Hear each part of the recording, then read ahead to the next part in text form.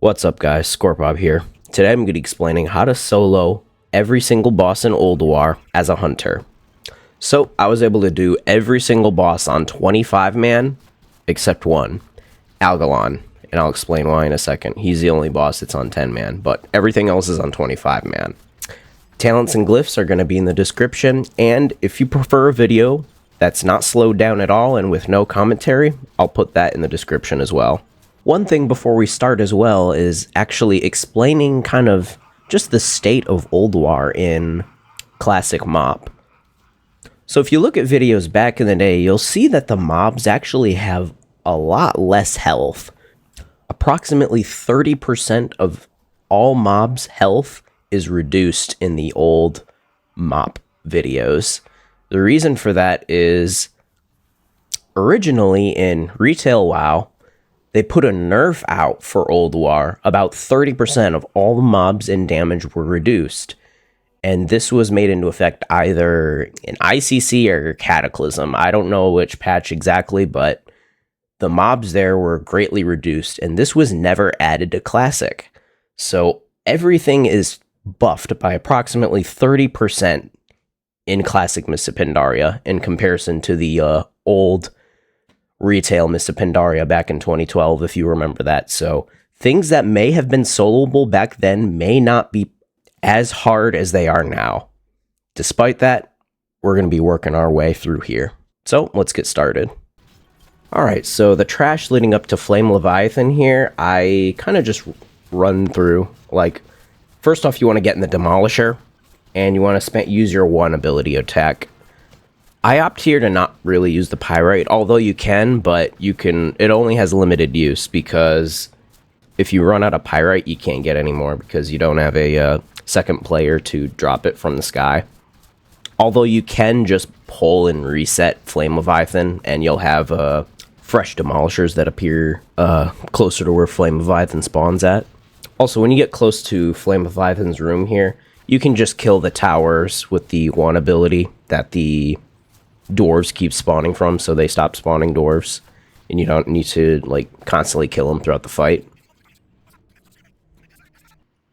So I don't show it here in the video, but if you've ever soloed Flame Leviathan on 10 man back in Wrath of the Lich King, you probably know how to solo this fight. It's fairly straightforward. I opt to use 2 Demolishers, although it's on 25, so you can do up to like 3 or 4 if you really wanted to, but what you want is to start in a corner, and then you want to pre-place another Demolisher in the opposite corner, or like basically really far away from you. And you also want to have another vehicle in the room, but not actually something you're going to go in. Because for some reason, as soon as you enter the other Demolisher, he'll actually run over to that other vehicle, and you'll be able to get some good distance between him and you. So as you probably figured, the main ability you're going to use to attack Flame Leviathan is going to be the 2 ability, which is your Pyrite, which has limited use. So it's a stacking dot that'll tick more and more damage the more and more stacks it'll have. So in order to get the most damage out of this, you want to start fast. So you want to get the Pyrite stacks up to maybe like 5 or so stacks, and then you want to start filling in with the first ability. So drop a couple number 1s in there, and then use your number 2. Couple number 1s, and then number 2. And before you die, if you still have some Pyrite stacks left, you need to drop those as fast as possible. So just spam number 2 until you can't use it anymore.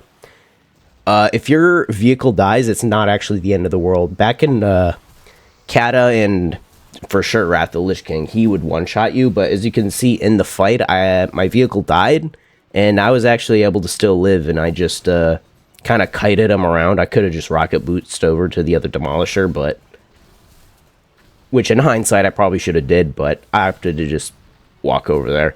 So you can just run over to your other Demolisher here, and you'll have a fresh Demolisher, and you'll be able to finish him off. At that point, since he's less than half health, you'll be able to just spam your number 2 ability, and you're good to go.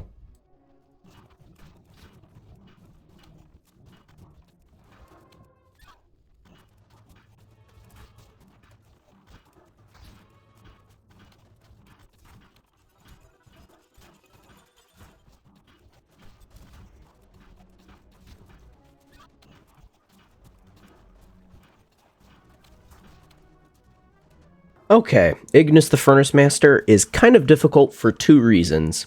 One, as the fight goes on, he will deal more and more damage over time. And two, and this is the big one, for some reason, every single time I got put in a slag pot, which happens multiple times throughout the fight, you're just unable to use misdirection at all throughout the rest of the fight. And it's just completely bugged and you have to relog in order to enable it. So you basically have to do this entire fight without misdirection. Luckily, it doesn't seem like the iron constructs do that much damage, so you can take a couple of them just beating on you throughout the whole fight. But the big thing here is popping all your CDs and just trying to kill Ignis as fast as possible. If you're about to pull threat, always just utilize Feign Death in order to make sure your threat's lower than your pet.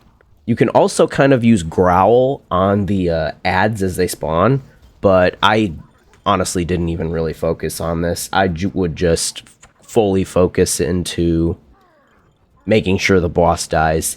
At the end here, he just does, like, insane damage, especially if your gear's low. Yeah, my pet actually ended up dying, and I had to kite him around for, like, the last 3%, but luckily it wasn't a big deal, and he still went down.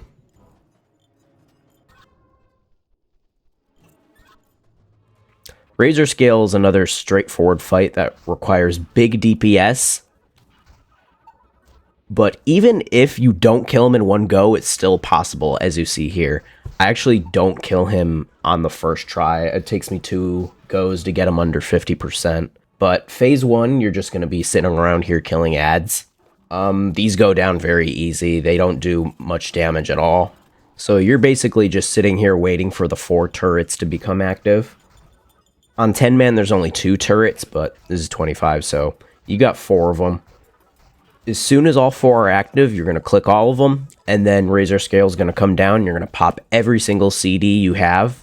Hopefully you get them in one go, but if you don't, you will have to do the first phase again. And you can kind of see at the end here, he actually ended up hitting his Berserk timer because I didn't get him in one go. Luckily, I kind of just kited him around. He did one-shot my pet, and if he one-shot my pet, he's definitely going to one-shot me. So I just put all my dots on him, Serpent Sting, Black Arrow, hit deterrence, and that ended up finishing him off.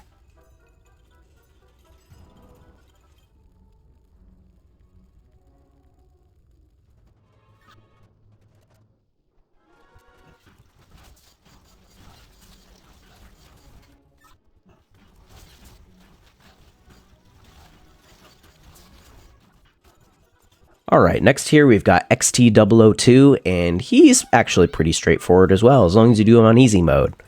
I didn't even try hard mode, so I can't say if that's possible, but assuming how much damage the Temper Tantrum does, I'm gonna assume not at the moment. Maybe with better gear, we'll see. But for now, this is easy mode. Big thing here is making sure you live the Temper Tantrum he does. So when he casts this ability, you want to use deterrence to reduce the damage. Having Glyph of Deterrence actually is pretty helpful in this situation, so if you're having trouble surviving or you want more health for it, use that Glyph. At every 25% interval of health he goes through, he's going to expose his heart. Don't kill the heart or you'll activate hard mode, just get the heart low. Luckily, the damage you do to the heart, it does proportional damage to the boss, so that's why you want to get the heart low. While he has his heart exposed, some ads are going to appear. You want to kill these ads. If they reach the boss, they'll heal them. Focus the small ads. The boom bots are kind of whatever, but you can kill them because they do damage to the ads around them as well. You also might see some pummelers. You just want to misdirect these to your pet. If you can kill them, you can kill them, but they don't really do that much damage, so at the end, you can see I kind of opted to leave them up as well, but as long as you do that, I mean, the boss is really pretty straightforward. Do this 2 or 3 times, and you'll be good to go.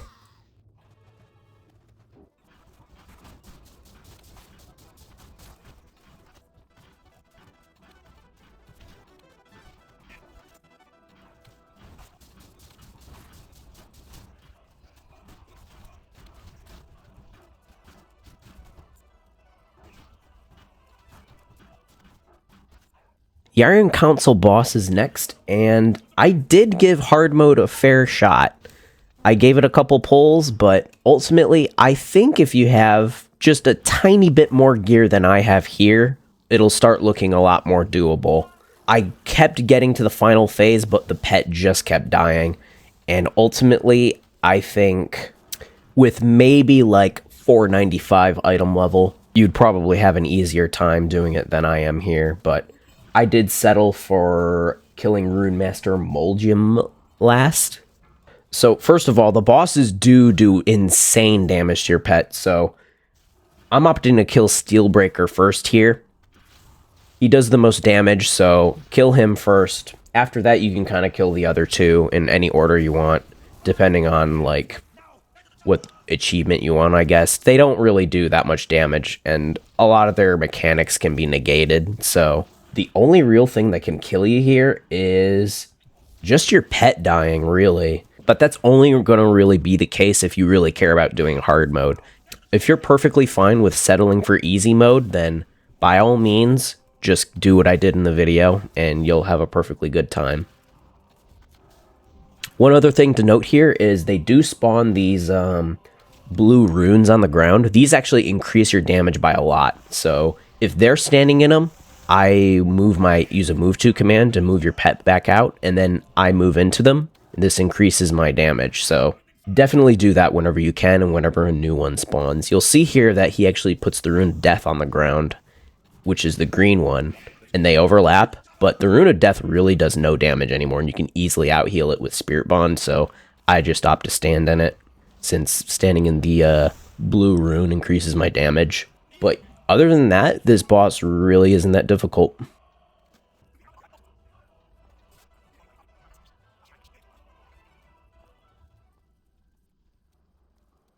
Kologarn is another very straightforward fight. There's only one thing that'll kill you, and that is his right arm. So if you leave the right arm up for too long, it'll just grip you and you'll be dead in one shot. So to avoid this, on pull, you're going to instantly pop CDs and kill that right arm as fast as you can. If the right arm isn't up, then you're just going to DPS the body. I would just ignore the left arm. That does nothing, really. One thing to note here is you don't want to take the Blink Strikes ability like I did here, because your pet gets out of line of sight sometimes and he can't get a mend pet. Also, all the ads run to him when you misdirect, and they all just fall off the edge, which kind of looks funny, but it's a little annoying. So if you can, don't take Blink Strikes. Every single time that right arm spawns, you want to instantly swap to it and kill it as fast as you can. Just do that and you should be good to go. I mean, he's very straightforward and that's all you need to do.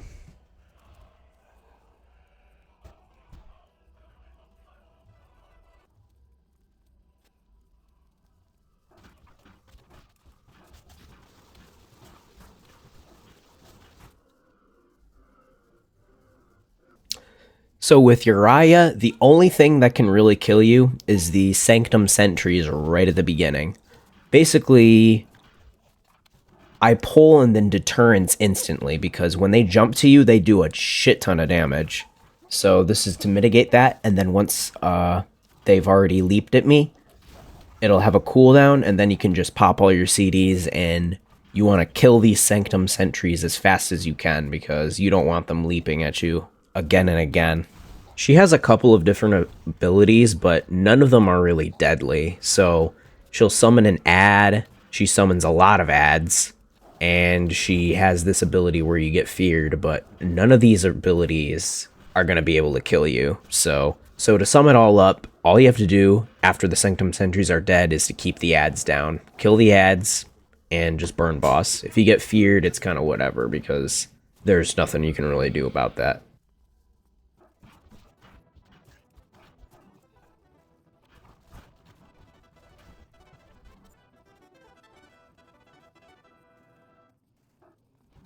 If you remember the Hodir fight from back in the day, it's really not that bad, and it's really kind of the same thing. You're going to break out all the freezing targets, first of all. You really want to stack up as much of these damage buffs as you can. So you'll see these beams of light. You want to stand in these because they give a damage buff. Standing near the fire gives you another damage buff. It puts a dot up on the boss and it makes it so you don't have to keep constantly move, because if you stand still and you're not near the fire, you'll get a stacking debuff called Biting Cold, which slows your cast speed. So you don't want to be standing still on this fight, really. After a certain amount of time, we'll start casting this ability called Flash Freeze, and this is going to freeze you if you don't get in the... There's kind of like this snow on the ground. However, you want to wait to go in there, because if you just run in there, you'll get knocked back. So you need to wait, and as soon as the coast is clear, you run in there and you avoid the Flash Freeze. If you have some NPCs in there, they'll also not get frozen, but I'd help them out, and if you see all the other freezing targets, just break them out so you can get back to killing the boss. They really have no health. It's really simple, but that's basically the gist of the fight. You're definitely not doing hard mode, which is killing them in a certain amount of time. I think it's 3 minutes. So maybe with a lot better gear, but I certainly don't have that right now.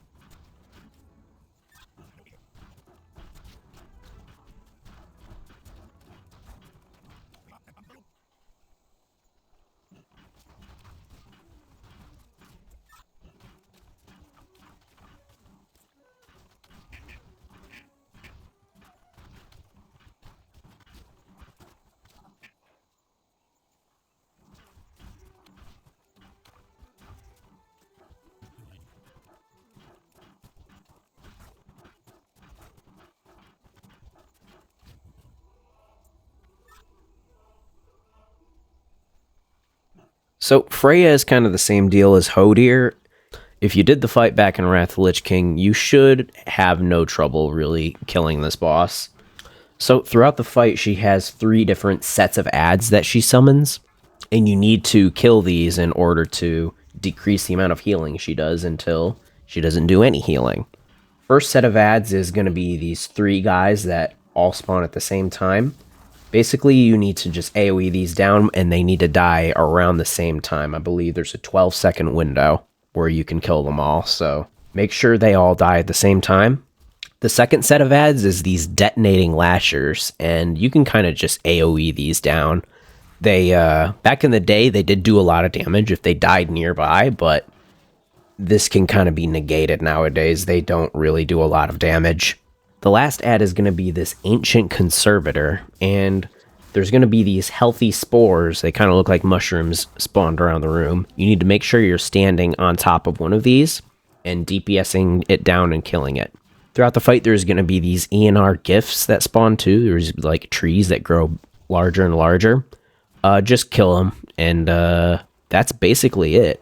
Eventually, her debuff stacks will go down the more adds you kill, and eventually it'll hit 0. The debuff will disappear, and you'll be able to kill the boss at that point. It's just a tank and spank.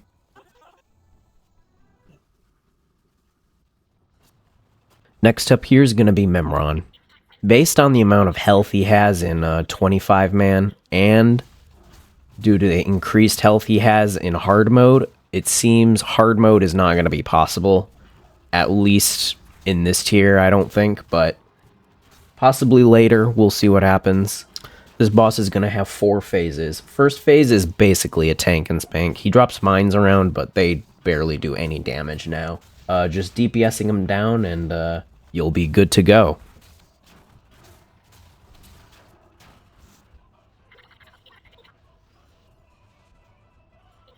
Phase 2 is basically the same thing. You can easily out-heal all his damage with Spirit Bond, minus one ability you need to watch out for. And this is the spinning up laser barrage that he does. Whenever he casts this, you do not want to be in front of him, because this still does a lot of damage, and you might die from it, so don't be in front of him when he casts this.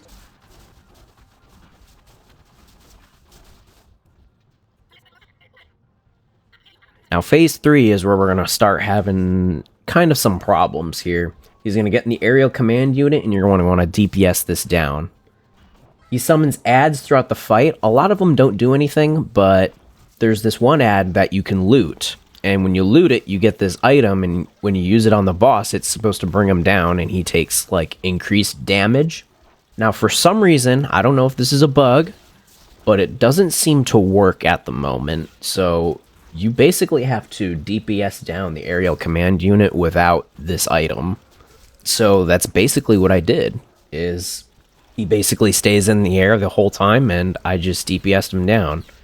You do want to cleave down these ads too, but that's basically it.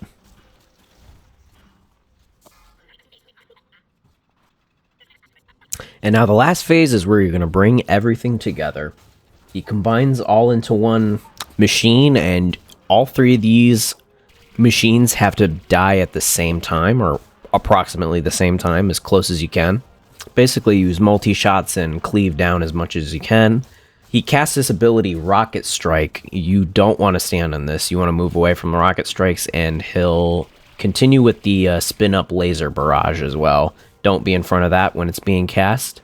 Other than that, you're basically good to go, and he should hopefully go down.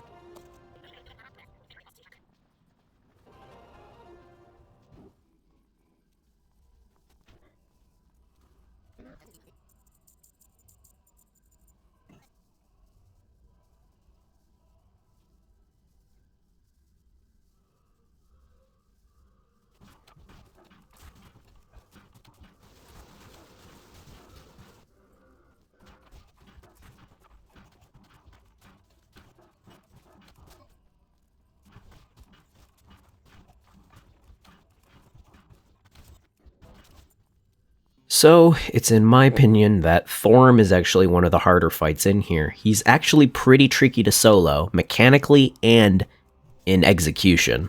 So, the problem is, if you're the only player in the arena and you leave the arena, he sends an instant ball of lightning that instantly one-shots you if you're in the hallway and you leave the arena. So, how do you deal with this? I'm going to show you how. You're going to start off by pulling and killing everything in this arena here, and you want to make sure right as the last mob dies that you're right next to this lever, and you instantly click it the second it becomes available. As soon as the gate opens, you're going to pop speed boosts and instantly run through, and you're going to pull the Runic Colossus at the end of the hallway. As soon as you get a hit in on it, you're going to instantly disengage and run right back to the arena as fast as you can. There's currently a lightning death ball headed straight for you if you're not fast enough, so you need to be as fast as possible through this part in order to beat this timer that you're in the hallway for. Now, as soon as you get back to the arena, you're going to see the Runic Colossus is coming your way. You're going to misdirect to your pet. You're going to use a move to command so it doesn't follow you, and you're going to move right back into the hallway. This is going to leave your pet outside, and the boss will basically reset his encounter at this point. All the mobs that you just killed will now be outside, and you'll be able to kill them again, except you're actually in the gate this time. So you're going to want to carefully look through the gate here and make sure your pet actually gets aggro on all the ads here. So you're going to go around telling your pet to attack everything on the other side of the gate. And then you're going to move away from the gate. You're going to move far away, actually, through the hallway here. The reason you're doing this is because if you're too close to your pet, you'll still activate Spirit Bond, and it's actually pretty hard for your pet to die here. You're actually going to want your pet to get killed here, and the reason for that is you want all the mobs to be on the other side of the gate. So once your pet dies, you'll be able to res it, and then everything should come running through the hallway. At this point, now you can actually kill everything. Well, not everything. You're going to want to leave one mob up, and typically I usually leave a captured mercenary soldier. That's the mob I leave alive. As soon as the last mob dies, the boss will then activate, and soon after he'll realize you're not in the arena, and he'll send his death ball down the hallway. So now you're going to progress through the hallway, make your way up to Thorim without killing this one mob. Alright, once you've made it to Thorim, you're then going to dismiss your pet, and then kill the mob finally. Once the mob dies, Thorim will activate his starting speech. Now, here's where the hard part comes in. You're going to be needing some very careful timing on when to actually use your rocket boots and speed on through. You actually need to jump down right after Sif spawns, but before Thorim sends his death ball down. And the timing in between those two events is very, very small. I'm going to show you what it looks like when you're too late and too early. If you're too late, Thorim will actually just one-shot you with the ball. You'll see it spawn on you, and you'll die. Now, if you're too early and Sif hasn't spawned yet, and you jump down, Thorim will jump down into the arena, but then he won't become attackable, and the fight will basically bug out, and he will just sit there and not do anything. So once again, you need to have very, very, very careful timing with this. The way I know when to go is I actually send some traps on Thorim, and as soon as the traps actually become active, that's when I use my rocket boots. I shoot the boss, and I just sprint it back down into the arena. If you've got all that and you got the timing correct, hopefully you do, it'll become active, and you'll be able to proceed in the last phase of the fight. Now, once Thorim actually comes down, you're still not in the clear. Now you've actually got to kill him too, and he's no slouch. By the end of the fight, you're going to be begging for mercy. At least your pet is, because the longer you are in the fight, the more damage he does. So you basically need to pop every single cooldown you have, potion, everything.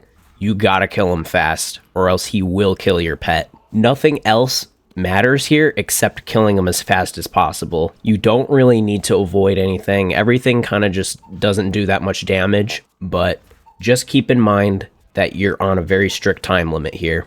I'm gonna go ahead and slow down the gameplay a bit near the end so you can actually see how close it was to not being able to make it. My pet actually died 2 or 3 times. I deterrenced and used Revive Pet and sent him back in multiple times. And you can see here, actually, at the very end, my pet was dead. I had no deterrences left.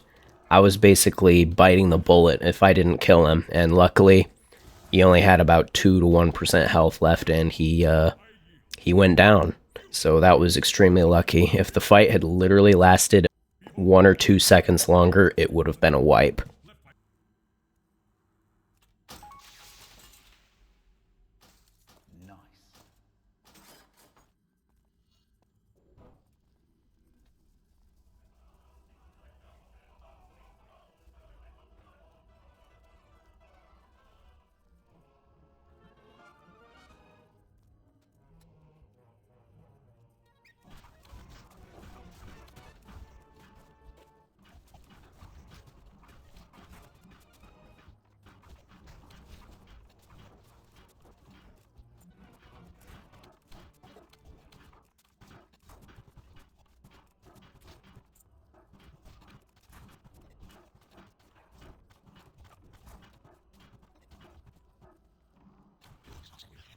So General Vezax is actually kind of an interesting one. First off, you're going to start off basic, tank and spanking the boss. He does do quite a bit of damage, so keep Mend Pet rolling. Eventually, he's going to cast an ability called Searing Flames. Now, usually back in the day, you were supposed to interrupt these abilities, but nowadays, this ability doesn't actually barely do any damage at all, and you can easily out-heal it with Spirit Bond. And if he casts it once, he's going to cast it multiple times in a row, and he's basically locked into using that one ability. So, honestly, just never interrupt him.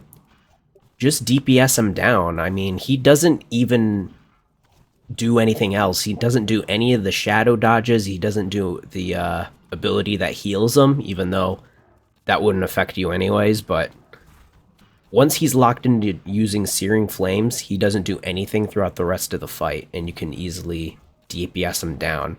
That would be the gist of it, except I also tried my hand at doing hard mode here, and I actually was able to get it done. So throughout the fight, you're going to see these vapors that spawn. You're basically going to sit there and ignore them the entire time, and eventually the Saronite Animus will spawn. Now, when this thing spawns, you're going to try your best to have your pet tank it and DPS it down. Now, this thing actually does a lot of damage. Your pet has a tough time actually surviving this mob, so you gotta keep those cooldowns rolling, gotta keep Mend Pet up, you can't forget about that. You might have to deterrence and res the pet again as much as you can, but eventually, if you correctly manage your cooldowns, you keep Mend Pet rolling, that thing will eventually die, and then once it's dead, you're basically in the clear, and you can just kill the boss.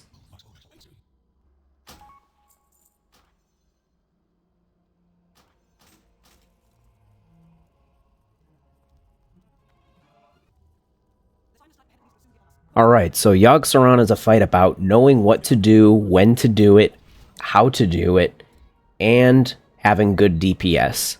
So, first of all, you're going to want a DPS pet in the first part of the fight.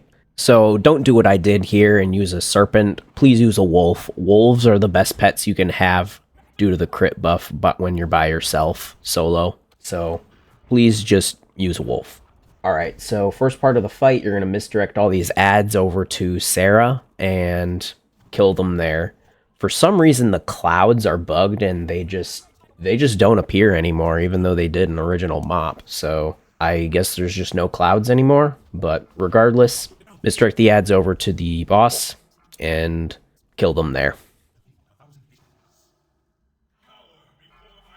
Alright, when Sarah gets low on health, phase 2 is going to start. This is where Yogg-Saron comes out, and there's going to be 3 types of tentacles you have to deal with. Number 1 is the Constrictor tentacles.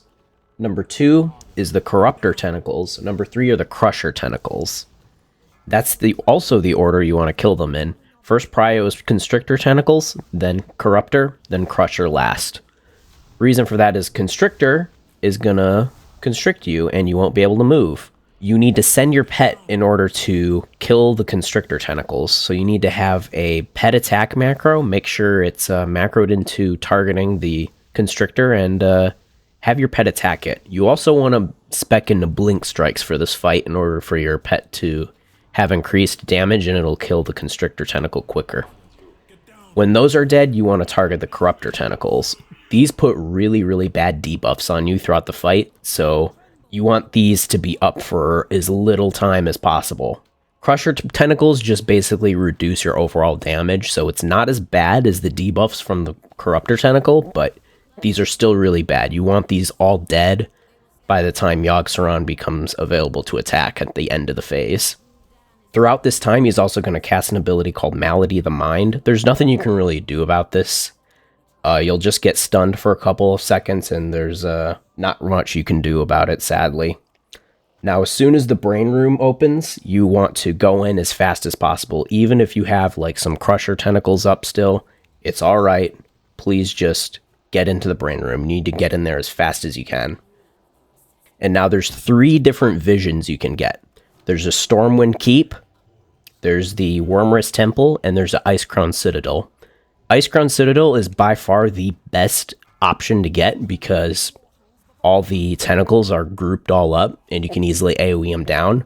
The other 2 are a lot less desirable because you kind of have to single target each tentacle down, but regardless, if that's what you get, you just gotta deal with it. I could also see maybe speccing Barrage into this fight to make this phase a little easier, but I didn't opt to do that here. As soon as all the tentacles in the main room are done, you want to go over to the brain room and DPS the brain. You need to get this to 30%, but if you don't get it to 30% on the first go, that's going to be okay. But as soon as you come out, you need to start immediately going back to killing those ads. Keeping those tentacles down is the main thing with this fight. You can see here I actually did get a second brain room, so because I wasn't able to kill it fast enough on the first go. Now, before phase 3 started, I actually made sure to swap back out to my tank pet. That's because you're going to be tanking the Immortal Guardians in the final phase. As soon as you exit the brain room, you're going to start DPSing Yogg-Saron. There's a couple things to note about this fight. One, I did this fight without Freya, so I can never regenerate any sanity. This is why you've always got to keep an eye on your sanity and the Lunatic Gaze casts. Always be turned around for this. You don't want your sanity getting low. He also periodically casts an ability called Shadow Beacons, and what this does is heals all the Immortal Guardians that are up right now. And if the Immortal Guardians are next to Yogg-Saron, that means Yogg-Saron's getting healed too. So that's why I move my pet away from the boss and tank the ads a little bit more further away. Other than that, and watching your sanity, to be honest, that's all you're looking out for with the setup you currently have. I did this with Thorim, meaning these Immortal Guardians aren't actually immortal. They will die. Thorim will kill them. So this final phase isn't a race. Keep this nice, slow, and steady, and you will eventually beat him with this setup. I will definitely be looking into the future about Mimiron's head farming if you never got that in Wrath of the Lich King. Probably not doable in this tier at all, but later down the line in MoP, I'll definitely have a guide out as soon as that becomes possible. And now, last and certainly not least, here is Algalon the Observer, the only boss we're doing on 10-man. The one reason this is not doable on 25-man is that he just does insane damage to your pet. Your pet doesn't live, he just takes a couple hits and he is just trucking your pet. So, clearly not possible right now. In later tiers, probably will be possible though, so maybe I'll make a video for that, maybe not. We'll see what happens. Anyways, on 10-man, this fight really isn't that difficult. Even if all 3 of the constellations go off at the same time, it still won't kill you. Like, you just have so much health that you're really in no danger of dying. The black holes don't matter. Please don't go in them, by the way. They'll just reset the fight. The Big Bang doesn't do too much damage. So, I mean, for the most part, you can just get your pet to tank the fight, and you can just burn him down. You can see I kind of tried spreading out the constellation damage a little bit just so they didn't go off at the same time, but I didn't even really need to do that per se. And with that, I mean, that's basically it. This took a long while to make. Many hours were spent making this video, so I hope you guys enjoyed. I got more guides coming in the future. They're coming out real slow. You know, I'm working on it, but eventually I'm hoping to have more content for MoP out there. Thank you guys for watching. Like, comment, subscribe. Peace.